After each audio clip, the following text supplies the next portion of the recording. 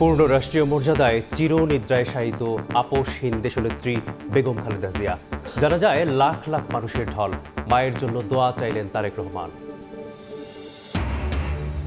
বেগম জিয়ার প্রতি ভারত, পাকিস্তান সহ ৩৩ দেশের প্রতিনিধির শ্রদ্ধা। তারেক রহমানের সঙ্গে দেখা করলেন জয়শঙ্কর। প্রধান উপদেষ্টার সঙ্গে বিদেশি প্রতিনিধিদের সাক্ষাৎ। যুক্তরাষ্ট্র, ফ্রান্স, আমিরাত সহ দেশে দেশে বেগম খালেদা জিয়ার গায়েবানা জানাজা। বিশেষ দোয়ায় মাগফিরাত কামনা, অধিকার প্রতিষ্ঠায় দেশনেত্রীর ভূমিকার কথা স্মরণ। গেল বছরে $8 বিলিয়ন বেশি যুক্ত হয়েছে রিজার্ভের খাতায়। রেমিটেন্সে স্বস্তি আর আমদানিতে ঋণপত্র কম হওয়ায় কারণ। অর্থ পাঠাতে প্রবাসীদের জটিলতা দূর করতে সরকার। এবং রাজনৈতিক, অর্থনৈতিক সহ নানা ক্ষেত্রে ঘটনাবহুল বছরের ইতি টেনে শুরু হলো খ্রিস্টীয় নতুন বছর। জাতীয় আন্তর্জাতিক চ্যালেঞ্জ মোকাবেলা করে সুন্দর আগামীর প্রত্যাশা।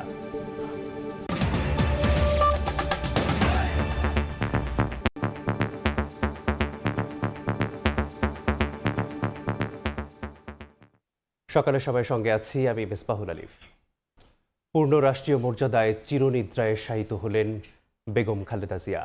শহীদ রাষ্ট্রপতি জিয়াউর রহমানের সমাধির পাশে রাষ্ট্রীয় মর্যাদায় দাফন করা হয়েছে গণতন্ত্রের আপোষহীন এই নেত্রীকে। প্রধান উপদেষ্টার পক্ষ থেকে শ্রদ্ধা নিবেদনের পাশাপাশি শ্রদ্ধা জানিয়েছেন তিন বাহিনীর প্রধান। দাফনের পর দোয়া মোনাজাতে অংশ নেন বিএনপির ভারপ্রাপ্ত চেয়ারম্যান তারেক রহমান সহ পরিবারের অন্যান্য সদস্য এবং দলের নেতাকর্মীরা। আহমেদ সালিনের রিপোর্ট।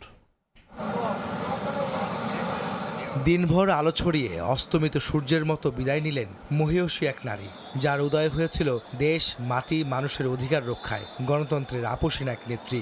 রাজনৈতিক সংগ্রামে যার উত্থান, দেশের জন্য নিজেকে উৎসর্গ করে আজ কোটি কোটি মানুষের হৃদয়ের মণিকোঠায় তিনি। আল্লাহু আকবার।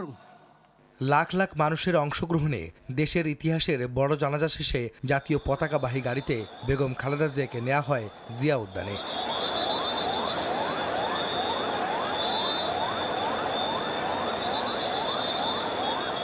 স্বামী শহীদ রাষ্ট্রপতি জিয়াউর রহমানের কবরের পাশে সমাহিত করা হয় বেগম জিয়াকে।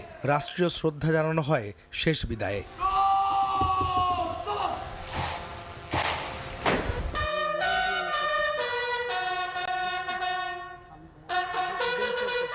বেজে ওঠে বিগলের করুণ সুর। গার্ড অফ অনারে সম্মানিত করা হয় জাতীয় ঐক্যের প্রতীক হয়ে ওঠা সাবেক প্রধানমন্ত্রী বেগম জিয়াকে। প্রধান উপদেষ্টার পক্ষ থেকে শ্রদ্ধা নিবেদনের পর একে একে শ্রদ্ধা জানান তিন বাহিনীর প্রধান। বিএনপি নেত্রীর বড় ছেলে, দলটির ভারপ্রাপ্ত চেয়ারম্যান তারেক রহমানও শ্রদ্ধা জানান মায়ের কবরে। দাফন শেষে বেগম জিয়ার আত্মার মাগফিরাত কামনায় দোয়া মোনাজাতে অংশ নেন তারেক রহমান সহ পরিবারের সদস্য এবং দলের নেতাকর্মীরা। আহমেদ সালেহীন, সময় সংবাদ, ঢাকা। বিদায়কালে আপামর জনতার পরম ভালোবাসায় সিক্ত হলেন বেগম খালেদা জিয়া। স্মরণকালের সর্ববৃহৎ জানাজায় জনসমুদ্রে পরিণত হয় সংসদ ভবন এলাকা। আশেপাশের কয়েক কিলোমিটার এলাকায় ছড়িয়ে পড়ে মানুষের উপস্থিতি। জানাজায় অংশ নেন প্রধান উপদেষ্টা সহ উপদেষ্টা পরিষদের সদস্যরা। মায়ের জন্য দোয়া ও ক্ষমা প্রার্থনা করেন তারেক রহমান। আহমেদ সালেহিনের আরও একটি রিপোর্ট। লাল সবুজের পতাকায় মোড়ানো গণতন্ত্রের পথিকৃৎ শেষ বিদায়ের যত আয়োজন, 56,000 বর্গমাইলের কাণ্ডারি এক আপোষহীন নেত্রীকে ঘিরে অশ্রুসিক্ত ভালোবাসা বিদায় বেলায়। সর্বোচ্চ সম্মান আর শ্রদ্ধায় তখন লাখো কোটি মানুষের হৃদয়ে চাপা কান্নার শব্দ। রাজসিক শ্রদ্ধা আর ঐতিহাসিক আয়োজন ঘিরে প্রস্তুত মঞ্চ। ঠায় দাঁড়িয়ে আছে ভক্ত, অনুরাগী, সমর্থক আর কর্মী সহ লক্ষ লক্ষ সাধারণ মানুষ। প্রিয় মানুষকে না বলা কথা বলার অপেক্ষায় পুরো জমায়েত। শেষ বিদায়ের অপেক্ষা যেন আর হয় না শেষ। মানিক মিয়া এভিনিউয়ে মায়ের জানাজায় অংশ নিতে মরদেহবাহী গাড়িবহরে আসেন বিএনপির ভারপ্রাপ্ত চেয়ারম্যান তারেক রহমান। সঙ্গে ছিলেন তার সহধর্মিণী ডাক্তার জুবাইদা রহমান ও তাদের মেয়ে ব্যারিস্টার জাইমা রহমান। প্রায় 10 ঘন্টার অপেক্ষার অবসান। প্রিয় নেত্রী বেগম খালেদা জিয়ার মরদেহ নির্ধারিত স্থানে আসতেই সাধারণের আকুতি যেন বেড়ে ওঠে আরও। অপেক্ষমান সরকার প্রধান ডক্টর মোহাম্মদ ইউনূস সহ উপদেষ্টা পরিষদের সদস্য, বিভিন্ন রাজনৈতিক দলের নেতা, তিন বাহিনীর প্রধান ও তাদের ঊর্ধ্বতন কর্মকর্তারা। দেশনেত্রী বেগম খালেদা জিয়া জন্মগ্রহণ করেন। সাবেক প্রধানমন্ত্রী ও বিএনপি চেয়ারপারসন বেগম খালেদা জিয়ার জীবন সংগ্রাম ও আপোষহীনতার গল্প ছাড়াও শেষ জীবনে ফ্যাসিস্ট সরকারের নির্যাতনের নিদারুণ চিত্র তুলে ধরে কান্নায় ভেঙে পড়েন বিএনপি নেতা নজরুল ইসলাম খান। পুরো রাস্তা ও মাঠ জুড়ে তখন ক্ষোভের বহিঃপ্রকাশ ঘটে সাধারণের মাঝে। দেশনেত্রী বেগম খালেদা জিয়া বলতেন, দেশের বাইরে আমার কোনো ঠিকানা নেই, বাংলাদেশ হলো আমার ঠিকানা। এই দেশের মাটি ও মানুষ আমার সব কিছু। চিরচেনা এই দেশের মাটিতেই তিনি শেষ নিঃশ্বাস ত্যাগ করেছেন। আমি মরহুমা বেগম খালেদা জিয়ার বড় সন্তান তারেক রহমান। অশ্রুসিক্ত নয়নে চাপা কষ্ট নিয়ে মায়ের জন্য কথা বলতে মঞ্চে আসেন তারেক রহমান। পরকালে যেন শান্তিতে কাটাতে পারেন মা বেগম জিয়া, সেই দোয়া চান দেশবাসীর কাছে। দোয়া করবেন আল্লাহ তাআলা যাতে ওনাকে বেহেশত দান করেন। মরহুমা বেগম খালেদা জিয়া জীবিত থাকাকালীন অবস্থায় যদি আপনাদের কারো কাছ থেকে কোনো ঋণ নিয়ে থাকেন, দয়া করে আমার সাথে যোগাযোগ করবেন, আমি সেটি পরিশোধের ব্যবস্থা করব ইনশাআল্লাহ। একই সাথে উনি জীবিত থাকাকালীন অবস্থায় ওনার কোনো ব্যবহারে, ওনার কোনো কথায় যদি কেউ আঘাত পেয়ে থাকেন, তাহলে মরহুমার পক্ষ থেকে আমি আপনাদের কাছে ক্ষমা প্রার্থী। আল্লাহু আকবার। এরপর শুরু হয় বেগম খালেদা জিয়ার নামাজে জানাজা। মানিক মিয়া এভিনিউ, সংসদের প্রতিটি মাঠ, ফার্মগেট, বিজয় সরণি, মেট্রো স্টেশনের উপরে নিচে, গণভবনের মাঠ, আসাদ গেট ও কলেজ গেট ছাড়িয়ে আশপাশের সব রাস্তা সহ যে যেখানে পেরেছেন অংশ নিয়েছেন জানাজার নামাজে। মানুষের এই জমায়েত প্রিয় নেতাকে শেষবারের মতো দেখার জন্য, শেষবারের মতো শ্রদ্ধা নিবেদনের জন্য। মানিক মিয়া এভিনিউয়ে লাখো মানুষের জমায়েত বেগম খালেদা জিয়ার নামাজের জানাজায় অংশ নেওয়ার জন্য। এখানে আসা নেতাকর্মীরা এবং সাধারণ মানুষরা বলছেন, বেগম খালেদা জিয়া তিনি গণতন্ত্রের আপোষের নেত্রী এবং তার দৃঢ়তায় তারা এই আদর্শ ধারণ করে আগামীর বাংলাদেশ বিনির্মাণের ক্ষেত্রে অবদান রাখবেন। যে যার অবস্থান থেকে সে শপথ তারা আজ এই জানাজায় এবং শেষ শ্রদ্ধা নিবেদনের মধ্য দিয়ে তারা সে শপথ নিয়েছেন। আহমেদ সালেহীন, সময় সংবাদ, ঢাকা। বেগম খালেদা জিয়ার জানাজায় ঢল নামে লাখ লাখ মানুষের। তীব্র শীত আর দূরত্ব উপেক্ষা করেই তারা আসেন আপোষহীন নেত্রীকে শেষ বিদায় জানাতে। কোটি ভক্ত, অনুরাগী ও নেতাকর্মীর শ্রদ্ধায় রচিত হলো তার অন্তিম যাত্রার এক মহাকাব্য। আরও জানাচ্ছেন রাইদুল ইসলাম শুভ। বাংলার মানচিত্র যেন আছড়ে পড়েছে মানিক মিয়া এভিনিউয়ের ধূসর পিচে। কেউ স্লোগান দিতে আসেননি, কেউ আসেননি শক্তির মহড়া দিতে। তারা এসেছেন এক আপোষহীন কণ্ঠস্বরের অন্তিম যাত্রার সঙ্গী হতে। কনকনে শীত কিংবা দূরত্বের কোনো কিছুই ঠেকাতে পারেনি লাখো মানুষের এই ঢল। আপোষহীন নেত্রীকে শেষবারের মতো বিদায় জানাতে বাস, ট্রেন, লঞ্চ থেকে নেমে পায়ে হেঁটেই মানিক মিয়া এভিনিউয়ের দিকে পৌঁছায় মানুষ। বাংলাদেশের রাজনীতির যে আকাশ ছোঁয়া মহিরু গত 4 দশক ধরে ছায়া দিয়েছিলেন, তার চিরবিদায়ে দেশ হারালো এক রাজনৈতিক অভিভাবককে। একটা দেশের অভিভাবকত্বের জায়গাটা যে খালি হয়েছে, সেটা আদৌ কবে পূরণ হবে আমরা জানি না। এই দেশের গণতন্ত্র যেভাবে চর্চা করেছেন উনি, এইভাবে আগামী দিন হবে কিনা সেটা আল্লাহ মালিক জানে। আমাদের জীবনের ইতিহাস থেকে শিক্ষা নেওয়াটা খুব দরকার ছিল। উনি একটা ইতিহাসের সাক্ষী। উত্তর, দক্ষিণ, পূর্ব, পশ্চিম দেশের মানচিত্রের প্রতিটি কোণ এক বিন্দুতে এসে মিশেছে। দল নেই, মত নেই, আছে শুধু প্রিয় নেত্রীকে শেষবারের মতো দেখার নিদরুণ আগতি। মানুষের ভালোবাসা সিক্ত হয়ে সে সবার মাঝে অমর হয়ে থাকবে ইনশাল্লাহ। জানা যায় তাদের অংশগ্রহণ, মানুষের অংশগ্রহণ তার আস্থা এবং ভরসার প্রতি মানুষের ভালোবাসার এক অনন্য মূর্ত প্রতীক হয়ে থাকবে। বেগম জিয়ার জানাজায় মানুষের ঢল জাতীয় সংসদ ভবন থেকে রাজধানীর মানিক মিয়া এভিনিউ ছাড়িয়ে বিজয় সরণি, ফার্মগেট, কাউরান বাজার, শাহবাগ, মোহাম্মদপুর থেকে মিরপুর, আগারগাঁও পর্যন্ত ঢল নামে জনতার। প্রতিদ্বন্দ্বিতা ধুয়ে গেছে বিষাদের স্রোতে। জানাজায় অংশ নিয়ে মানুষের ঢল জানান দিচ্ছে তিনি শুধু রাজনৈতিক দলের নয়, তিনি দেশনেত্রী বেগম খালেদা জিয়া। রায়দুল ইসলাম শুভ, সময় সংবাদ, ঢাকা।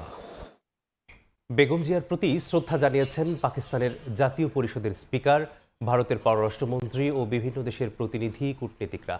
তারেক রহমানের সঙ্গে সাক্ষাতে নিজ নিজ সরকারের শোকবার্তা পৌঁছে দেন তারা। সাবেক প্রধানমন্ত্রী বেগম খালেদা জিয়াকে শেষ শ্রদ্ধা জানাতে ঢাকায় ছুটে আসেন বিভিন্ন দেশের প্রতিনিধিরা। জাতীয় সংসদ ভবনে বিএনপির ভারপ্রাপ্ত চেয়ারম্যান তারেক রহমানের সঙ্গে দেখা করে ভারত সরকারের শোক বার্তা পৌঁছে দেন দেশটির পররাষ্ট্রমন্ত্রী এস জয়শঙ্কর। একই স্থানে তারেক রহমানকে সহমর্মিতা জানান পাকিস্তানের জাতীয় পরিষদের স্পিকার সর্দার আইয়াজ সাদিক। বিএনপির ভারপ্রাপ্ত চেয়ারম্যান ও জিয়া পরিবারের কাছে শোকবার্তা পৌঁছে দেন নেপালের পররাষ্ট্রমন্ত্রী বালা নন্দা শর্মা এবং ভুটানের পররাষ্ট্র ও বৈদেশিক বাণিজ্যমন্ত্রী লিওনপো ডিএন ধুঙ্গেল।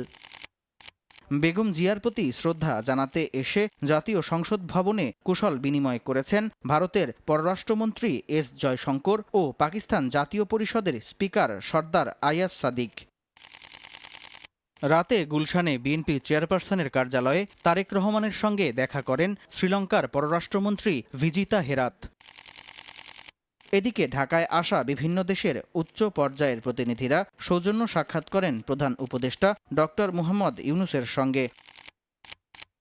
সামদানি প্রত্যয়, সময় সংবাদ, ঢাকা। বেগম খালেদা জিয়ার ঐতিহাসিক বিদায় যথাযথ শ্রদ্ধা ও মর্যাদার সঙ্গে সম্পূর্ণ করায় আইনশৃঙ্খলা বাহিনী ও সরকারের প্রতি ধন্যবাদ জানিয়েছেন তারেক রহমান। সকালে নিজের ভেরিফাইড ফেসবুক পেজে দেয়া এক পোস্টে তিনি এই কথা লেখেন। বিএনপির ভারপ্রাপ্ত চেয়ারম্যান তারেক রহমান তার পোস্টে লেখেন, তার জীবনের এক গভীর শোকের মুহূর্তে তার মায়ের শেষ বিদায় দিতে পেরেছেন তিনি। এটি এমন এক ঐতিহাসিক বিদায় যা দেশের মানুষের জন্য যথাযথ শ্রদ্ধা ও মর্যাদার সঙ্গে সম্পূর্ণ হয়েছে। আর তা সম্ভব হয়েছে যাদের যত্ন, দায়িত্ববোধ ও পেশাদারিত্বের কারণে। তাদের সবাইকে তিনি অন্তরের গভীর থেকে ধন্যবাদ জানিয়েছেন। অবিরত দায়িত্ব পালন করায় সেনাবাহিনী, নৌবাহিনী ও বিমান বাহিনীর কর্মকর্তা ও সদস্যরা শুধু শৃঙ্খলা বজায় রাখেনি, শোকময় পরিবেশেও মানবিকতার উদাহরণ দেখিয়েছেন। প্রধান উপদেষ্টা ডক্টর মোহাম্মদ ইউনূস ও উপদেষ্টা পরিষদের সবার প্রতি কৃতজ্ঞতা জানান তারেক রহমান। সকালের সময় আরও থাকছে। ভালো স্কুলগুলির আশেপাশে ভাড়া অনেক বেশি। নতুন বছরে আমার বেতন বাড়ে না, কিন্তু বাসা ভাড়া ঠিকই বাড়িয়েছে আর কি। বললাম যে আমাদের তো ইনকাম সোর্স কম, বললো যদি সম্ভব হয় থাকবেন, না হলে চলে যাবেন। বছর ঘুরতেই বাড়ি ভাড়া বাড়ানোর হিড়িক। মেট্রো রেল, স্কুলের কাছাকাছি এলাকায় বেড়েছে ৩,০০০ টাকা পর্যন্ত। হিমশিম অবস্থা ভাড়াটিয়ার, সুনির্দিষ্ট নীতিমালা তৈরির তাগিদ। যুক্তরাষ্ট্র, ফ্রান্স, সংযুক্ত আরব আমিরাত, দক্ষিণ আফ্রিকা সহ দেশে দেশে অনুষ্ঠিত হয়েছে বেগম খালেদা জিয়ার গায়েবানা জানাজা। অংশ নেন স্থানীয় বিএনপির নেতাকর্মী, প্রবাসী বাংলাদেশি ও সংশ্লিষ্ট দেশে বাংলাদেশ মিশনের কর্মকর্তা কর্মচারীরা। বেগম জিয়ার আত্মার মাগফিরাত কামনায় বিভিন্ন মসজিদে ছিল বিশেষ দোয়া ও মোনাজাত। সংযুক্ত আরব আমিরাতে সাবেক প্রধানমন্ত্রী ও বিএনপি চেয়ারপারসন বেগম খালেদা জিয়ার গায়েবানা জানাজা হয়েছে। এতে অংশ নেন স্থানীয় বিএনপির নেতাকর্মী ও প্রবাসী বাংলাদেশিরা। দেশের সঙ্গে সময়ের সামঞ্জস্য রেখে গায়েবানা জানাজা হয় শারজায়। এছাড়াও আবুধাবি, দুবাই, আল আইন ও আজমান সহ আমিরাতের বিভিন্ন প্রদেশে প্রবাসী বাংলাদেশিদের উদ্যোগে ছিল একই আয়োজন। বেগম খালেদা জিয়ার গায়েবানা জানাজা হয়েছে যুক্তরাষ্ট্রেও। নিউ ইয়র্কের কুইন্স প্যালেসে জানাজার আয়োজন করে যুক্তরাষ্ট্রের প্রবাসী বাংলাদেশিরা। এতে নিউ ইয়র্কের কনসাল জেনারেল, বাংলাদেশ সোসাইটির সভাপতি সহ যুক্তরাষ্ট্র বিএনপি এবং অঙ্গ ও সহযোগী সংগঠনের বিপুল সংখ্যক নেতাকর্মী অংশ নেন। এ সময় বেগম খালেদা জিয়ার বিদেহী আত্মার মাগফিরাত কামনা করা হয়। এদিকে ওয়াশিংটন ডিসিতে বাংলাদেশ দূতাবাস এবং নিউ ইয়র্ক, লস অ্যাঞ্জেলেস ও ফ্লোরিডা কনসুলেটে শোক বই খোলা হয়েছে। 3 দিনের রাষ্ট্রীয় শোক দিবসের একটি অংশ হিসাবে কিন্তু একটা প্রতিটা কনসুলেট এবং দূতাবাসে শোক বই খোলা হয়েছে। গণতন্ত্রের আপোষহীন নেত্রী বেগম খালেদা জিয়ার মৃত্যুতে শোক প্রকাশ, পবিত্র কুরআন খতম ও দোয়া মাহফিলের আয়োজন করে ফ্রান্স বিএনপি। প্যারিসের স্থানীয় একটি মসজিদে দোয়া মাহফিলের আয়োজন করা হয়। উপস্থিত ছিলেন স্থানীয় বিএনপির নেতাকর্মী, ফ্রান্সে নিযুক্ত বাংলাদেশ দূতাবাসের মিশন উপপ্রধান সহ দূতাবাসের কর্মকর্তা কর্মচারী ও প্রবাসী বাংলাদেশিরা। মালদ্বীপেও বেগম খালেদা জিয়ার গায়েবানা জানাজা হয়েছে। এতে স্থানীয়দের পাশাপাশি বাংলাদেশ হাই কমিশনার, মালদ্বীপ বিএনপির নেতাকর্মী সহ প্রবাসী বাংলাদেশিরা অংশ নেন। জনগণের অধিকার প্রতিষ্ঠার সংগ্রামে বেগম খালেদা জিয়ার ভূমিকার কথা স্মরণ করেন সবাই। দেশনেত্রী বেগম খালেদা জিয়া বাংলাদেশের জন্য নিজের জীবনকে উৎসর্গ করে জেল জুলুমের শিকার হয়েও দেশ ছেড়ে চলে যান নাই। দেশের জনগণের জন্য, দেশের স্বার্থের জন্য। আল্লাহ পাকের কাছে আমরা দোয়া করব, ওনাকে যেন জান্নাতুল ফেরদৌস দান করেন। সর্বোপরি আল্লাহর কাছে প্রার্থনা, আল্লাহ তাআলা যেন এই মহিষী নারীকে মাগফিরাত দিয়ে জান্নাতের মেহমান হিসেবে কবুল করে। আমিন। দক্ষিণ আফ্রিকায়ও বেগম খালেদা জিয়ার গায়েবানা জানাজা ও দোয়া মাহফিল হয়েছে। অংশ নেন কেপটাউনে বসবাসরত প্রবাসী বাংলাদেশিরা। অশ্রুসিক্ত নয়নে প্রিয় নেত্রীকে শেষ বিদায় জানান। কুয়েতেও বিএনপি চেয়ারপারসন বেগম খালেদা জিয়ার গায়েবানা জানাজা হয়েছে। এতে অংশ নেন কুয়েতে নিযুক্ত বাংলাদেশের রাষ্ট্রদূত, দূতাবাসের কর্মকর্তা কর্মচারী, কুয়েত বিএনপির নেতাকর্মী সহ প্রবাসী বাংলাদেশিরা। ফরহাদ চৌধুরী, সময় সংবাদ।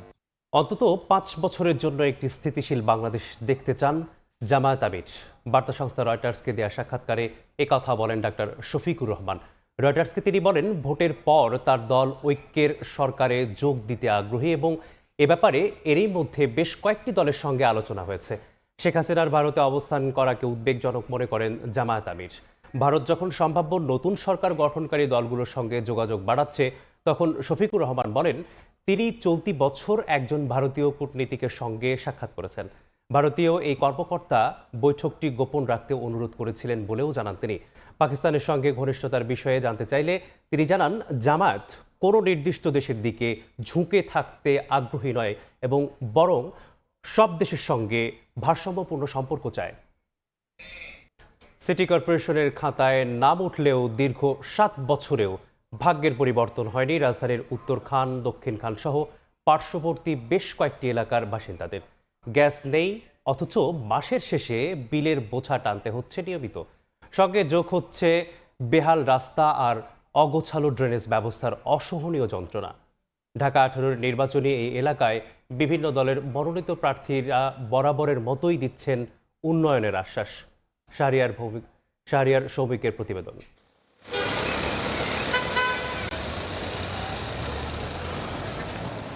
রাজধানীর দক্ষিণখানের বাসিন্দা ফরিদা বেগম। সকালের ব্যস্ততা শুরু হওয়ার আগেই রান্নাঘরে শুরু হয় তার অন্য এক যুদ্ধ। পাইপলাইনে গ্যাসের সংযোগ আছে ঠিকই, মাস শেষে বিলও দিচ্ছেন নিয়ম করে, কিন্তু চুলায় জ্বলে না আগুন। বাধ্য হয়ে বাড়তি খরচেই বেছে নিয়েছেন সিলিন্ডার। ওইখানে ছেলেনের বসায় রান্না করি, কিন্তু লাইনের কোনো গ্যাস নেই, এভাবেই চলতেছে। বাড়িলা বলে যে সবার নাই, আপনাদের নাই, আমরা কি করব, আমাদের কিছু করার নেই, কিন্তু গ্যাস তো বিল তো মাপ নাই। শুধু গ্যাস নয়, ঢাকা উত্তর সিটি কর্পোরেশনের অন্তর্ভুক্ত হলেও মৌলিক প্রায় সব নাগরিক সুবিধা থেকেই বঞ্চিত এই এলাকার মানুষ। আমরা যখন ইউনিয়ন ছিলাম, যে সুযোগ সুবিধাগুলো ছিল এখন পর্যন্ত সেম ওই একই সুযোগ সুবিধা আছে। ড্রেনেজ ব্যবস্থা একেবারে বর্ষা আসলে কি যে একটা অবস্থা হয়। গ্যাস আমরা শুধু শুনি যে গ্যাসের লাইন আসছে, কিন্তু গ্যাস কখনো জ্বালাইতে পারি না। দিয়াবাড়ি যেগুলো মনে কোনো লোকজন থাকে না, খুব কম, জনসংখ্যা খুব কম, ওগুলো দিয়ে যায়, রিক্সা ওখানে রাখে, রুমাল শুঙ্গাই, না হলে কোনো কিছু শুঙ্গানোর পরে মনে করেন যে আমরা অজ্ঞান হয়ে যাই, তখন গাড়িটা নিয়ে চলে যাই। সামনে নির্বাচনে যদি যেই হোক নির্বাচনে জয় হয়, এর জন্য আমাদের চাঁদাগুলো বন্ধ করে দেয়। ওয়াসার কোম্পানি আমরা লাইন দিছে, ওয়াসার কোম্পানি আমগতে পানি না দিয়ে আমগতে বিল নিতেছে। ঢাকা 18 আসনটি ঢাকা উত্তর সিটির 14টি ওয়ার্ড এবং নির্দিষ্ট কিছু থানা এলাকা নিয়ে গঠিত। আসনটিতে মোট ভোটার প্রায় 6 লাখ। 2018 সালে ইউনিয়ন পরিষদ থেকে সিটি কর্পোরেশনের আওতায় আনা হয় উত্তরখান, দক্ষিণখান, তুরাগ ও খিলক্ষেত সহ বেশ কিছু এলাকা। তবে নামের পাশে সিটি যুক্ত হলেও যাপিত জীবনে পরিবর্তন আসেনি ছিটেফোঁটাও। উত্তরার একাংশের মানুষ সিটি কর্পোরেশনের পর্যাপ্ত নাগরিক সুবিধা পেলেও একেবারেই বিপরীত চিত্র এসব এলাকার বাসিন্দাদের ক্ষেত্রে। তাদের প্রত্যাশা, আসন্ন নির্বাচনে যে দলের প্রার্থী জয়ী হয়ে আসুক, দ্রুতই কার্যকর পদক্ষেপ নেবে এসব এলাকার বাসিন্দাদের হয়ে। এবার এ আসন থেকে বিএনপির প্রার্থী SM জাহাঙ্গীর হোসেন এবং জামায়াতে ইসলামের প্রার্থী আশরাফুল হক দীর্ঘদিনের সমস্যা নিরসনে ভোটারদের দিচ্ছেন নানা আশ্বাস। আমাকে যদি ইনশাল্লাহ জনগণ নির্বাচিত করে, ধানের শেষকে যদি নির্বাচিত করে, তাহলে অবশ্যই সিটি কর্পোরেশনের যোগাযোগ করে সিটি কর্পোরেশন সেবার মানটা কীভাবে বৃদ্ধি করা যায় সেভাবে আমি চেষ্টা করব। আমাদের যে সদিচ্ছা আছে সেই সদিচ্ছার কারণে এগুলো আমরা সেবামূলক প্রতিষ্ঠানগুলোকে আরও উন্নতি করতে পারবো। মানুষের ভালোবাসায় এবং আল্লাহর রহমতে আমরা নির্বাচিত হতে পারি, তখন যথাশীঘ্র এগুলো কার্যকরী হবে ইনশাআল্লাহ ডেভেলপমেন্টগুলো, এবং ইনশাআল্লাহ 1% দুর্নীতিও হবে না। একই সঙ্গে নির্বাচনের সুষ্ঠু ও শান্তিপূর্ণ পরিবেশ বজায় রাখতে ইসির প্রতি জোরালো আহ্বান প্রার্থীদের। শাহরিয়ার শৌমিক, সময় সংবাদ, ঢাকা। সকালের সময় আরও থাকছে।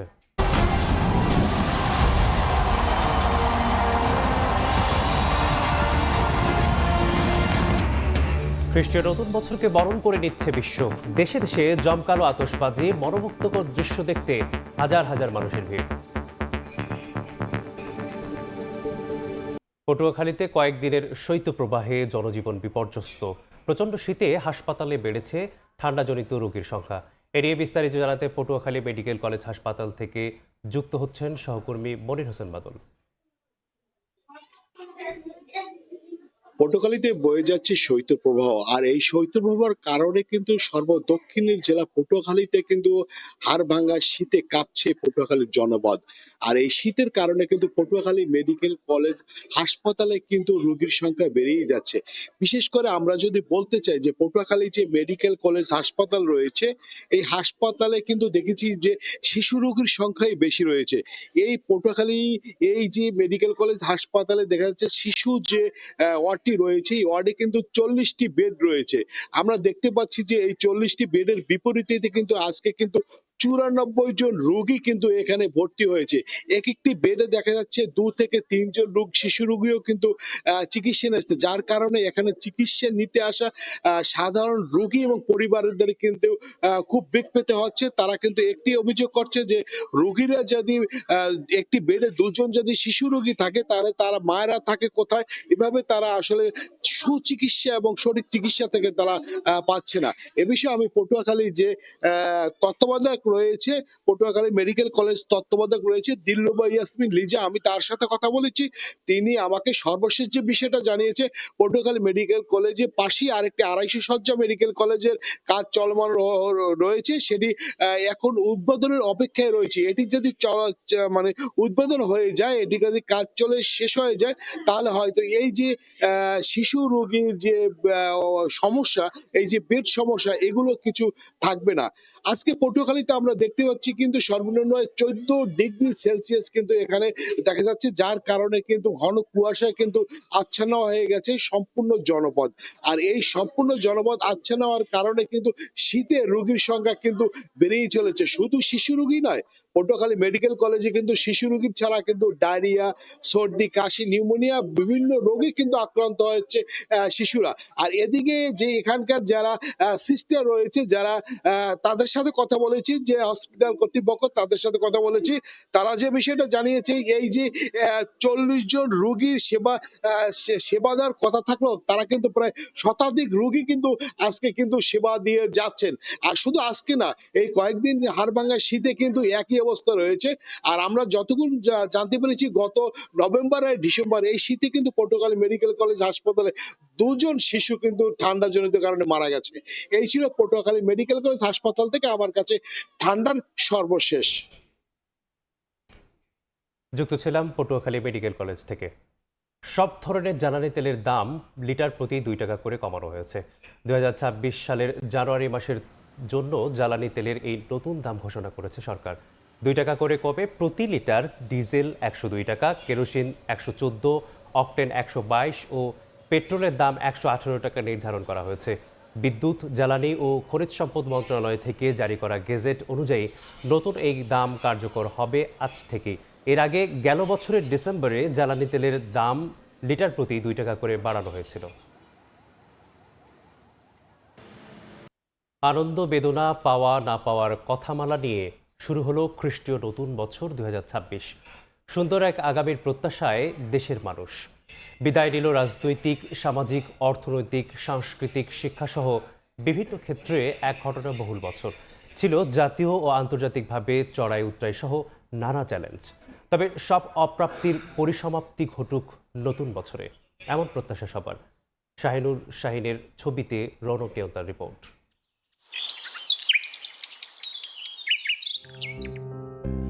নতুন বছর মানেই হিসেব মেলানো, কি পেলাম কি পেলাম না। ক্যালেন্ডারের পাতা উল্টে বছর আসে, বছর যায়, কিন্তু আমাদের জীবনে, সমাজে, অর্থনীতিতে আসলে কি বদলায়? পুরানো বছরের আঙিনায় কেউ পেয়েছে নতুনের ঘ্রাণ, কারো বুকে বেজেছে বিচ্ছেদের সুর, কারো ঘরে এসেছে নতুন সদস্য, কেউ আবার হারিয়েছেন প্রিয়জন। কোনো স্বপ্ন ডানা মেলে আকাশে উড়েছে, কোনোটা আবার রয়ে গেছে অধরায়। স্মৃতির পাতায় বছর জুড়ে ঘটে যাওয়া প্রাপ্তি অপ্রাপ্তির এই দোলাচলেই শেষ হলো একটি অধ্যায়, আর শুরু হলো আগামীর দিন বদলানোর নীরব প্রতীক্ষা। 2026 সাল যেন একটি উৎসবের বছর। বছরের শুরুতেই অনুষ্ঠিত হতে যাচ্ছে দেশের জাতীয় নির্বাচন, টি-20 বিশ্বকাপ আর বছরের মাঝে ফুটবল বিশ্বকাপ। সব মিলিয়ে ব্যস্ত একটি সময় পার করবে বিশ্ব। তবে একদিকে ডিজিটাল বিপ্লব হলেও অন্যদিকে আকাশ ছোঁয়া দ্রব্যমূল্য, একদিকে উন্নয়নের জোয়ার, অন্যদিকে বৈষম্যের পাহাড়। দিন গেলে মনে করেন যে 1200-1400 টাকা ইনকাম ছিল, বর্তমান 500 টাকা ইনকাম হয় না। দেশের দ্রব্যমূল্যের দাম কমবে, গরিব মানুষের নাগালের বাইরে গেছে, নাগালের মধ্যে থাকলে সবাই একটু স্বস্তি ভোগ করবে। গাণিতিক প্রবৃদ্ধি দৃশ্যমান হলেও সেই সমৃদ্ধির ছায়া কি প্রান্তিক মানুষের ঘরে পৌঁছেছে? আধুনিক প্রযুক্তির এই যুগেও যদি শিক্ষা, স্বাস্থ্য আর কর্মসংস্থানের নিশ্চয়তা সাধারণ মানুষের নাগালের বাইরে থাকে, তবে বুঝতে হবে উন্নয়নের এই আলো কেবল একটি নির্দিষ্ট শ্রেণীকে আলোকিত করছে, পুরো সমাজকে নয়। আমরা আশা করলাম, অনেক প্রত্যাশা ছিল তার উপরে আমাদের দেশের উন্নয়ন হবে, এখন কিছু কাজ হয়ই নাই, জিরো। আগে যে অবস্থা এখন সেম অবস্থায়। সবাই তো অনেক কিছু পরিবর্তন হয়, কিন্তু আমাদের তো ভাগ্যের পরিবর্তন হয় না। আমরা তো এই পথেই থাকতে থাকতে আমাদের জীবন এইভাবেই যায়। নতুন বছরের বা নতুন সরকার যাই বলেন, প্রথমত আমরা চাইব যে অপচয় সর্বক্ষেত্রে আমরা নিজেরা এবং অন্যরা যতটা পারি কমায় দিই, নইলে এই এত জনসংখ্যার দেশ টিকবে না, রাষ্ট্র টিকবে না। আমাদের নিয়মকানুন মানা উচিত, কম নিয়মকানুন থাকুক, কিন্তু মানতে হবে। আবার নারীদের জন্য অনেক সুযোগ এসেছে ঠিকই, তবে ঘরোয়া চাপ, নিরাপত্তার অভাব এগুলো কমেছে কি? পরিস্থিতি যেমনই হোক, মানে দেশে নারীদের নিরাপত্তা কখনো পুরোপুরিভাবে নিশ্চিত হয় না। নতুন বছর এতদিন যাই হয়েছে, এখন যেন নিরাপদে নারীরা সব কাজ নির্ভয়ে করতে পারে। কোনো নিরাপত্তা নাই। আমরা আশা করি যে নতুন সরকারের সাথে সাথে এটা আমাদের নিরাপত্তাটা নিশ্চিত হবে। সব চাপিয়ে পুরনো খেরোখাতা বন্ধ হলো, ফের পথ চলার নতুন কৌশলে। সবটুকু পাওয়া হয়নি ঠিকই, তবে প্রতিটি না পাওয়া শিখিয়ে গেছে নতুন কোনো জীবনবোধ। অপ্রাপ্তির আড়ালেই লুকিয়ে আছে নতুন বছরের নতুন আশা। প্রতিটি অভিজ্ঞতা এই জীবনের ক্যানভাসে আঁকা এক একটি রং, আর এই রংগুলো দিয়ে আমরা সাজাই নতুন বছরকে, নতুন স্বপ্ন আর নতুন সংকল্পে। ফেলে আসা অপূর্ণতাগুলোই হোক আগামী দিনের পূর্ণতা পাবার সবচেয়ে বড় অনুপ্রেরণা। শুভেচ্ছা নতুন বছরের। রৌনক নিয়ন্তা, সময় সংবাদ, ঢাকা। এবছরেই বাংলাদেশ পাবে উন্নয়নশীল দেশের চূড়ান্ত স্বীকৃতি। সেই মর্যাদা আলিঙ্গনের পথে মুদ্রানীতি, মূল্যস্ফীতির ব্যবচ্ছেদে সাধারণ মানুষ চান যাপিত জীবনে স্বস্তি। ন্যায্য মূল্য নিশ্চিতের পাশাপাশি অর্থনীতির নানা নীতিতে দূর হোক ভোগ বৈষম্য, এমন প্রত্যাশা জনগণের। নতুন বছরে সাধারণ মানুষের প্রত্যাশার কথা জানাচ্ছেন অন্তরা সেন। ক্যামেরায় ছিলেন আশরাফুল ইসলাম ও শেখ সালাউদ্দিন।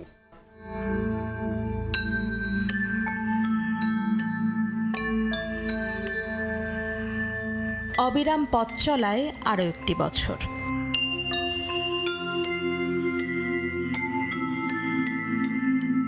আবারও স্বপ্ন বাস্তবতার পরিচ্ছেদে লেখা হবে প্রত্যাশা প্রাপ্তির নতুন অধ্যায়। নতুন বছরে জমিন চাষে আসলাম শেখের কপালে হয়তো আর ভাঁজ ফেলবে না সারের দুশ্চিন্তা। ন্যায্য দাম না পেয়ে নিজের সবজি ক্ষেতের দিকে উদাস হয়ে তাকাতে হবে না মোতালেব মিয়াকে। স্বামী মৌসুমীর মুখেও থাকবে তৃপ্তির হাসি। যেমন এবছর সারের কষ্ট করছি, আশা করি ইনশাল্লাহ যাতে সামনের বছর সারের কষ্টটা না থাকে। যে সব জিনিস আমরা উৎপাদন করি, এসব জিনিস যেন ভালো দাম পাই। আমরা চাই দুটা পয়সা আমরা কামাইতে পারি জমি থেকে। দায় দায়িত্বের ভার কাঁধে মাথায় নিয়ে নিরন্তন এই চলার পথে যেন ফুরিয়ে যায় হাতেমালির না পাওয়ার গল্প। স্বনির্ভর হালিমার রোজগারের পথে যেন কেটে যায় স্থবিরতা। 500 টাকা নিয়ে গেলে বেশি বাজার পাওয়া যায় না। দাম কমলে তো গরিবেরও ভালো, দ্রব্য নিয়ন্ত্রণের ভিতরে রাখতে পারে।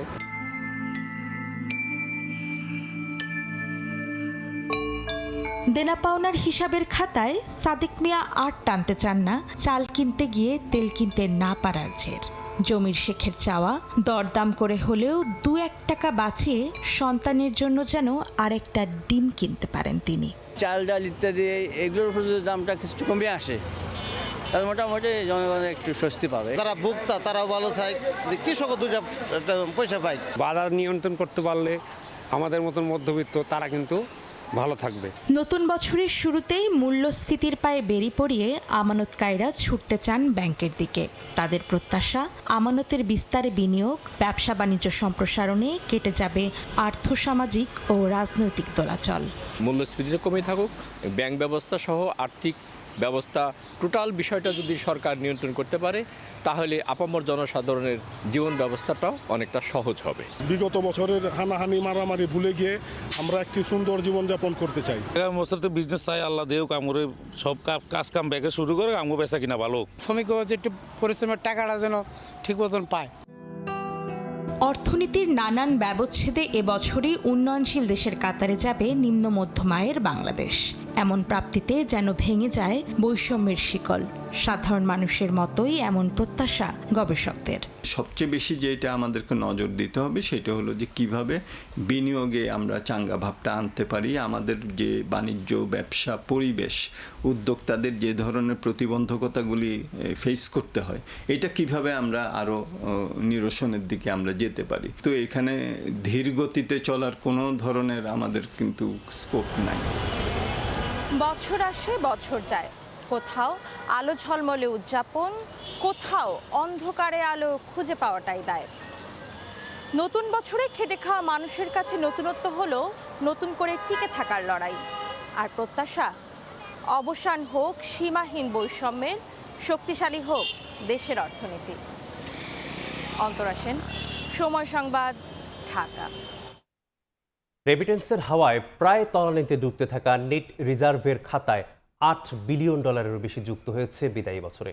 এর আগে এত বেশি মাত্রায় রিজার্ভ বাড়েনি। এর কারণ হিসেবে প্রবাসীদের পাঠানো রেমিটেন্স আয় যেমন স্বস্তি দিয়েছে, তেমনি আমদানিতে ঋণপত্র কম হওয়ায় বাজার থেকে $3.5 বিলিয়ন যুক্ত হয়েছে এই মজুদে।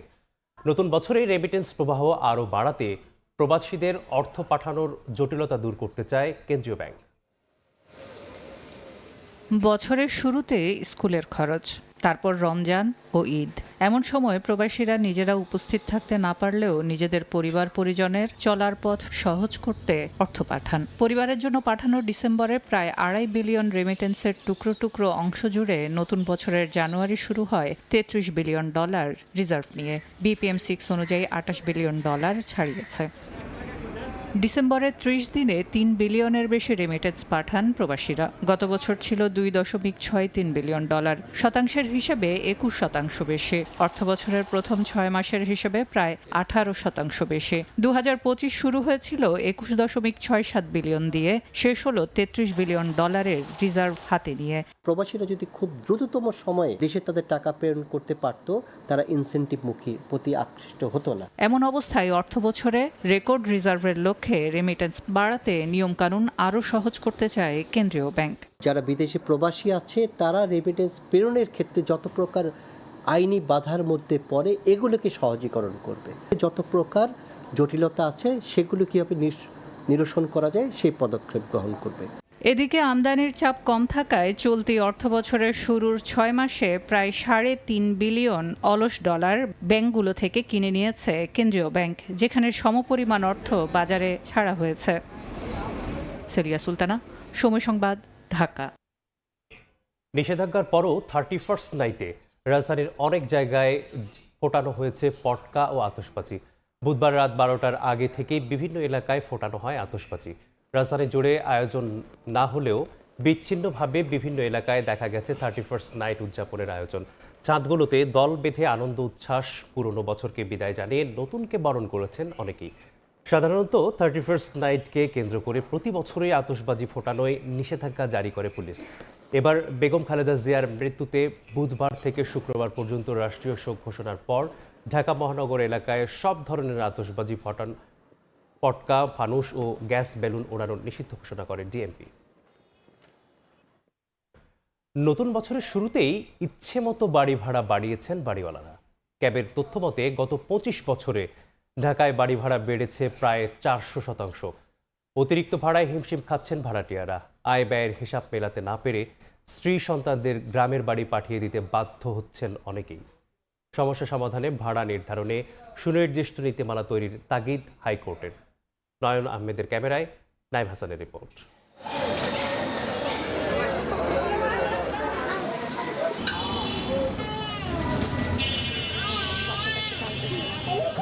রাজধানীর মিরপুরের বাসিন্দা আব্দুল আউয়াল 15,000 টাকা বেতনে চাকরি করেন তৈরি পোশাক কারখানায়। ছোট্ট একটি কক্ষে স্ত্রী সন্তান নিয়ে বসবাস। বেতন না বাড়লেও নতুন বছরে 1,000 টাকা ভাড়া বাড়ায় আয় ব্যয়ের হিসাব মেলাতে পারছেন না আউয়াল দম্পতি। বেতন মনে করেন যে 15,700, বাসা ভাড়ায় 5,000 টাকা জায়গা, অসুখ বিসুখ আছে, সবার বাড়িতে দেওয়ার লাগে না, মা বাপ আছে। মাত্র 72 স্কোয়ার ফিটের এই রুমটির ভাড়া 4,500 টাকা। এর মধ্যে বছর শেষ হওয়ার আগেই ভাড়া বৃদ্ধির নোটিশ। বাড়িওয়ালার সাফ কথা, পোষালে থাকো নয়তো বিদায় হও। একজন রান্না করে আসি, পরে আরেকজন যায়, তারপরে যদি বাড়ি ভাড়া বাড়ায় এমনি কেমনে চলা যায়। শুধু মিরপুর নয়, পুরো রাজধানীতেই বছর শেষ হওয়ার আগেই ভাড়া বৃদ্ধির নোটিশ পেয়েছেন ভাড়াটিয়ারা, যা কার্যকর হবে বছরের প্রথম দিন থেকেই। বাড়িওয়ালা বলছে যে জানুয়ারি থেকে 2,000 টাকা ভাড়া বাড়াইতে হবে। বললাম যে আমাদের তো ইনকাম সোর্স কম, বললো যদি সম্ভব হয় থাকবেন, না হলে চলে যাবেন। নতুন বছরে আমার বেতন বাড়ায় না, কিন্তু বাসা ভাড়া ঠিকই বাড়িয়েছে আর কি। মেট্রো রেল ও শিক্ষা প্রতিষ্ঠানের কাছাকাছি এলাকায় 3,000 টাকা পর্যন্ত ভাড়া বাড়িয়েছেন বাড়ির মালিকরা। এক একটা রুম যেটা 6,000 পড়বে, ওটা রাখে 8,000, 7,500। ভালো স্কুলগুলির আশেপাশে ভাড়া অনেক বেশি। বাড়ি ভাড়ার চাপে পরিবার নিয়ে একসঙ্গে থাকতে পারছেন না অনেকে। এতে ফাটল ধরছে পারিবারিক বন্ধনে, ক্ষতিগ্রস্ত হচ্ছে কোমলমতি শিশুরা। যে ইনকাম করি এটা দিয়ে তো শহরের লেখাপড়া ছেলে সন্তানদের আমি করাতে পারবো না। দিনের জন্য আমার বাচ্চারা আমি বাড়ি রেখে আছি। যে পয়সা বেতন পাই, এই পয়সায় এত টাকা ঘর ভাড়া দিয়ে ফ্যামিলি রাখাটা আমাদের মতো মানুষের জন্য সম্ভব না। কেন বছর ঘুরলেই বাড়ি ভাড়া বাড়ান বাড়িওয়ালারা? 6,000 টাকা দিয়ে ভর্তি করাইতে পারতাম, এখন 10,000 টাকার নিচে না। আমার 2 মেয়েরে ভর্তি করাইতে 20,000 টাকা লাগবে, তাহলে আমি এটা কোথা থেকে নিব? বাড়িওয়ালারা কিন্তু ভাড়ার টাকাটা দিয়ে চলে। গ্যাস, পানি, বিদ্যুৎ বিল এগুলা বৃদ্ধি পায়, এগুলা আমরা বাড়াই। ইচ্ছে মতো বাড়ি ভাড়া বৃদ্ধি ঠেকাতে সুনির্দিষ্ট নীতিমালা তৈরির তাগিদ আইনজীবীদের। এ নিয়ে উচ্চ আদালতেও রিট হয়েছে। একই এলাকায় হওয়ার কারণে কিন্তু একই ভাড়া হবে না। একটি বাড়ির সাথে পাশের বাড়িটার কোনো মিল নেই। এই জন্য কিসের ভিত্তিতে ভাড়া নির্ধারিত হবে? আমরা বলেছি যে একটি নীতিমালা করে দাও। নীতিমালা যেটা আমরা চাচ্ছি সেটা হলো ক্রাইটেরিয়াগুলি ঠিক করে দেবে, যে এই বাড়িটা যতগুলি ক্রাইটেরিয়া টাচ করে ওই অনুপাতের ভাড়া নির্ধারিত হবে। ক্যাবের তথ্য অনুযায়ী গত 25 বছরে ঢাকায় বাড়ি ভাড়া বেড়েছে প্রায় 400%। নাইম হাসান, সময় সংবাদ, ঢাকা। আন্তর্জাতিক প্রসঙ্গ। বর্ণিল আলোকসজ্জা আর আতশবাজির মধ্য দিয়ে দেশে দেশে বরণ করা হলো নতুন বছরকে। বিশ্বের প্রথম দেশ হিসেবে 2026কে স্বাগত জানায় নিউজিল্যান্ডবাসী। অকল্যান্ডে চোখ ধাঁধানো আতশবাজিতে আনন্দে মাতেন বহু মানুষ। মনোমুগ্ধকর আতশবাজির আলোয় নতুন বছরকে বরণ করেছে অস্ট্রেলিয়াও। এছাড়া নতুন বছর বরণে আমিরাত, হংকং, তাইওয়ানেও হয়েছে আলোর উৎসব।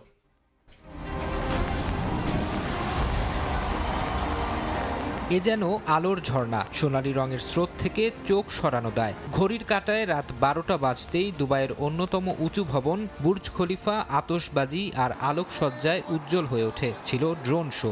আনন্দ উচ্ছ্বাসে খ্রিস্টীয় নতুন বছরকে বরণ করে নেন সাধারণ মানুষ।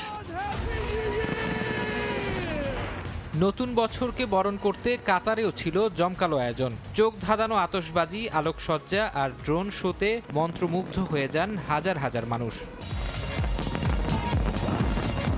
নতুন বছরকে জমকালোভাবে বরণ করে নিয়েছে অস্ট্রেলিয়াবাসী। প্রতি বছরের মতো এবছরও দেশটির সিডনির হারবার ব্রিজ ও অপেরা হাউস ঘিরে ছিল এই আয়োজন। যদিও উৎসব শুরুর আগে সম্প্রতি দেশটির বন্দাই সমুদ্র সৈকতে ভয়াবহ বন্দুক হামলার ঘটনায় 1 মিনিট নীরবতা পালন করা হয়। তাইওয়ানেও আতশবাজি আর আলোক প্রদর্শনীর মধ্য দিয়ে স্বাগত জানানো হয়েছে নতুন বছরকে। প্রথম প্রহরে তাইওয়ানের রাজধানীর আইকনিক তাইপে 101 টাওয়ারকে সজ্জিত করা হয় বর্ণিল আলোয়। হাজার হাজার মানুষের উপস্থিতিতে নতুন বছর বরণ করলেন হংকংবাসীও। চোখ ধাঁধানো আলোর প্রদর্শনী ও লাইট শোর মধ্য দিয়ে উৎসবে মাতেন সবাই। তবে গেল নভেম্বরে হংকংয়ের তাইপো নগরীতে ভয়াবহ অগ্নিকাণ্ডে বহু মানুষ হতাহত হওয়ায় এবার উৎসব উদযাপনে ছিল না আতশবাজির আয়োজন। থাইল্যান্ডেও আতশবাজি আর জমকালো আলোর প্রদর্শনীর মধ্য দিয়ে স্বাগত জানানো হয় নতুন বছরকে। ব্যাংককের আকাশ আলোকিত হয়ে ওঠে রঙিন আলোর ঝলকানিতে। সবার আগে নতুন বছরকে বরণ করে নেয় নিউজিল্যান্ড। স্থানীয় সময়ে রাত 12টা বাজতেই আতশবাজির আলোয় উজ্জ্বল হয়ে ওঠে অকল্যান্ডের আকাশ। নতুন বছরকে স্বাগত জানাতে বিখ্যাত স্কাই টাওয়ারের আশপাশে জড়ো হন হাজার হাজার মানুষ। ফারহাদ চৌধুরী, সময় সংবাদ। বিরতির পর আবারও মাঠে গড়াচ্ছে বিপিএল। স্বাগতিক সিলেট টাইটান্সের বিপক্ষে মাঠে নামবে জয় দিয়ে শুরু করা ঢাকা ক্যাপিটালস। ম্যাচের আগের দিন অনুশীলন করেছে দুদল। স্বাগতিকদের বিপক্ষে জয় পাওয়া কিছুটা হলেও চ্যালেঞ্জিং হবে ঢাকার। দুদলের ম্যাচটি মাঠে গড়াবে বৃহস্পতিবার দুপুর 1টায়। সিলেট থেকে তারেক হাসান শিমুলের রিপোর্ট। উদ্ভূত পরিস্থিতিতে পরিবর্তন আনতে হয়েছে বিপিএলের সূচিতে। অবশেষে আবারও মাঠে গড়াচ্ছে বিপিএল। 30 ডিসেম্বর স্থগিত হওয়া ম্যাচ নিয়ে যাওয়া হয়েছে 4 জানুয়ারি। বাকি সূচি আছে আগের মতোই। সিলেট টাইটান্সের বিপক্ষে ঢাকা ক্যাপিটালসের ম্যাচ দিয়ে আবারও মাঠে গড়াচ্ছে বিপিএল। তারকা সমৃদ্ধ ঢাকা আছে দারুণ ছন্দে। প্রথম ম্যাচে নাজমুল হোসেন শান্তর দলকে একরকম উড়িয়ে দিয়েছে ক্যাপিটালস। ঢাকার বড় শক্তি ডিরেক্ট সাইনিং তাসকির আহমেদ যোগ দিয়েছেন ক্যাপিটালস ডেরায়। শক্তি বেড়েছে বোলিং অ্যাটাকে। প্রথম ম্যাচে সালমান মির্জা 4 ওভারে 17 রান দিয়ে নিয়েছেন 1 উইকেট। এছাড়া পাকিস্তানি ইমাদ ওয়াসিম হন ম্যাচ সেরা। বোলিংয়ে সিলেট টাইটান্সকে চ্যালেঞ্জ জানাতে প্রস্তুত ঢাকা। ব্যাট হাতে ছন্দে আছেন তরুণ আবদুল্লাহ আল মামুন। অলরাউন্ডার বেশি থাকায় ব্যাটিং লাইনটাও বেশ লম্বা ঢাকার। ওপেনিংয়ে সাইফ হাসান ও ওসমান খান। কিছুটা ছন্দহীন সাইফ, তার জন্য চ্যালেঞ্জ থাকবে রানে ফেরার। মামুনের পর মোহাম্মদ মিথুন, নাসির, সাব্বির, শামীম পাটোয়ারিরা দক্ষতা রাখেন ইনিংসের ফিনিশিংয়ে। সঙ্গে অলরাউন্ডার সাইফউদ্দিন, ইমাদ ওয়াসিমের ব্যাট থেকে সুযোগ আছে রান পাওয়ার। স্বাগতিক সমর্থকদের বিপক্ষে খেলতে হলেও শক্তিমত্তায় মিরাজদের দল থেকে বেশ এগিয়ে ঢাকা ক্যাপিটালস। সিলেট টাইটান্স অবশ্য ঘরের মাঠে হারতে চাইবে না। ম্যাচের আগের দিন 2 ঘন্টা অনুশীলন করেছেন মিরাজরা। এই দলটাতে আছে টি-20-র বেশ কিছু তারকা। আইসিসি র্যাঙ্কিংয়ের শীর্ষ অলরাউন্ডার সাইম আইয়ুব টাইটান্স শিবিরে। তার দিনে যে কোনো দলকে ধসিয়ে দিতে পারেন একা হাতে। এছাড়াও শক্তি বাড়াতে এরই মধ্যে দলে যোগ দেওয়ার কথা আফগান অলরাউন্ডার আজমাতুল্লাহ ওমর জায়েদ। তবে ভ্রমণ ক্লান্তি নিয়ে কতটা পারফর্ম করতে পারবেন সেটাই এখন দেখার বিষয়। এছাড়াও পারভেজ হোসেন ইমন, আফিফ হোসেন, ধ্রুব, লোকাল জাকির হাসান আছেন ছন্দে। তাই ঘরের মাঠে তারাও প্রস্তুত ঢাকা ক্যাপিটালসকে চ্যালেঞ্জ জানাতে। তাই ম্যাচটা হাড্ডাহাড্ডি হবে বলাই যায়। তারেক হাসান শিমুল, সময় সংবাদ, সিলেট। নতুন বছরে দুঃসংবাদ পেল রিয়াল মাদ্রিদ। হাঁটুর ইনজুরিতে পড়েছেন দলের তারকা ফরওয়ার্ড কিলিয়ান এমবাপ্পে। অন্তত 3 সপ্তাহের জন্য মাঠের বাইরে থাকতে হবে ফরাসি এই তারকাকে। এ মৌসুমে লা লিগায় সর্বোচ্চ স্কোরের কিলিয়ান এমবাপ্পের। এখন পর্যন্ত করেছেন 18 গোল। সব মিলিয়ে এই মৌসুমে তার গোল 27টি। তবে গত কয়েক সপ্তাহ ধরেই হাঁটুর চোটে ভুগছিলেন ফরাসি এই তারকা। এমআরআই-এর পরীক্ষার পর তার বাঁ হাঁটুতে স্পেন ধরা পড়ে। ফলে রিয়াল বেতিসের বিপক্ষে মাদ্রিদিস্তার পরবর্তী ম্যাচে খেলতে পারবেন না এমবাপ্পে। এছাড়াও মিস করবেন মধ্যপ্রাচ্যে অনুষ্ঠিত স্প্যানিশ সুপার কাপ। আগামী 20 জানুয়ারি চ্যাম্পিয়ন্স লিগে বার্নাব্যুতে মোনাকোর বিপক্ষে ম্যাচে তাকে পাওয়ার আশা রিয়াল মাদ্রিদের।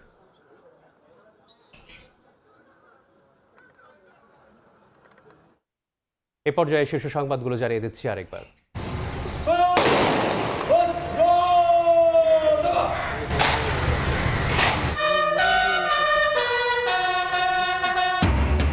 পূর্ণ রাষ্ট্রীয় মর্যাদায় চিরনিদ্রায় শায়িত আপসহীন দেশনেত্রী বেগম খালেদা জিয়া। জানা যায় লাখ লাখ মানুষের ঢল। মায়ের জন্য দোয়া চাইলেন তারেক রহমান। বেগম জিয়ার প্রতি ভারত, পাকিস্তান সহ 33 দেশের প্রতিনিধি শ্রদ্ধা। তারেক রহমানের সঙ্গে দেখা করলেন জয়শঙ্কর। প্রধান উপদেষ্টার সঙ্গে বিদেশি প্রতিনিধিদের সাক্ষাৎ। এবং যুক্তরাষ্ট্র, ফ্রান্স, আমিরাত সহ দেশে দেশে বেগম খালেদা জিয়ার গায়বানা জানাজা। বিশেষ দোয়ায় মাগফিরাত কামনা। অধিকার প্রতিষ্ঠায় দেশনেত্রীর ভূমিকার কথা স্মরণ।